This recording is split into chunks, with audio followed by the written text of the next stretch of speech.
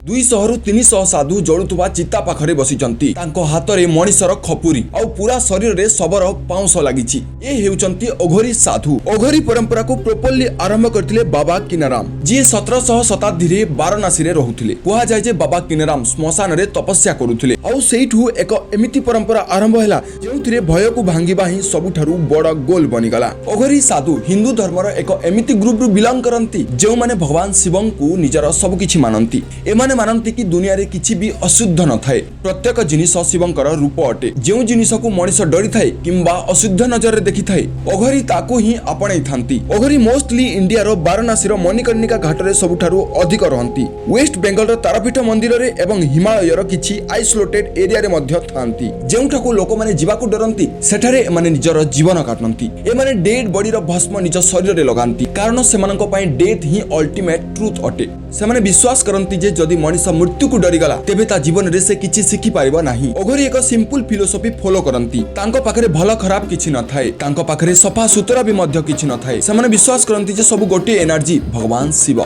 सेति पई सेमाने निजर भय को भांगीबा पई एक्सट्रीम रास्ता चूज करंती। से निजर ईगो निजर आइडेंटिटी को सब दिन पई हजाई दियंती। रिचुअल समय रे किछि अघोरी मनुष्यर मांस खाइथांती। मनुष्यर खपरी जहाको अघोरी कपाल कहंती से याकू यूज करंती बेले बेले खाइबा समय रे किंबा पानी पीबा समय रे केबे रिचुअल रे आउ केबे मेडिटेशन समय रे। अघोरींको पई एही खपुरी एक एमिति सिंबल जहा से मानको सब बेले मने पकाई दिए मनुष्य केते भी धनी होई थाए केते भी फेमस होई थाए जीवनर शेष समय रे समस्ते खपुरी होई जानती। किछि अघोरी रिचुअल्स रे अल्कोहल बा चिलम भी यूज करंती किंतु ताहा निशा पई नुहे ताहा स्टेट ऑफ माइंड बदलाइबा पई। अघोरी हमकु शिक्षा दियंती जे जेउ जिनिस तुमको सबुठु अधिक डराए सेही जिनिस को सामना कर। वीडियोटी भलो लागितले गोटी लाइक करिवे और चैनल को सब्सक्राइब करिवे एवं कमेंट बॉक्स रे निहाती आपनको मतामत जणाइबे। धन्यवाद।